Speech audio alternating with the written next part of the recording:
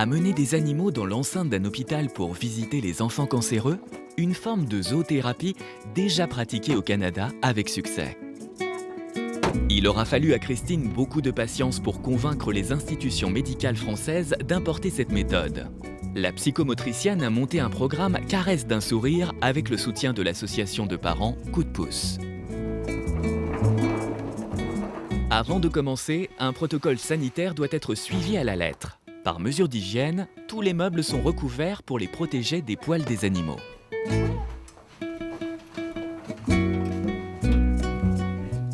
L'équipe au grand complet doit se recouvrir de la tête aux pieds avec des housses stériles.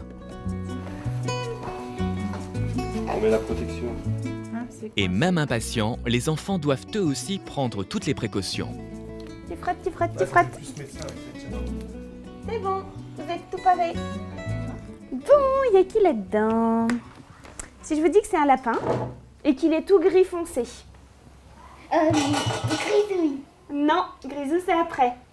Carambar. Oui, carambar. Les ateliers sont des ateliers ouverts. Les enfants peuvent venir 5 minutes, 1 heure, 2 heures. Puis après, ils font des pauses, ils reviennent voir les enfants. Mais c'est pas pour toi. Le temps d'un échange, les petits malades oublient pourquoi ils sont à l'hôpital. Les animaux ont cet étrange pouvoir de les emmener dans un autre univers, loin de la chimiothérapie. Pour les enfants avec des traitements lourds comme Antoine, la visite de Christine et ses amis 2 fois par semaine leur apporte chaleur et réconfort. Oh bah c'est sûr qu'ici, les enfants, ils sourient, quoi.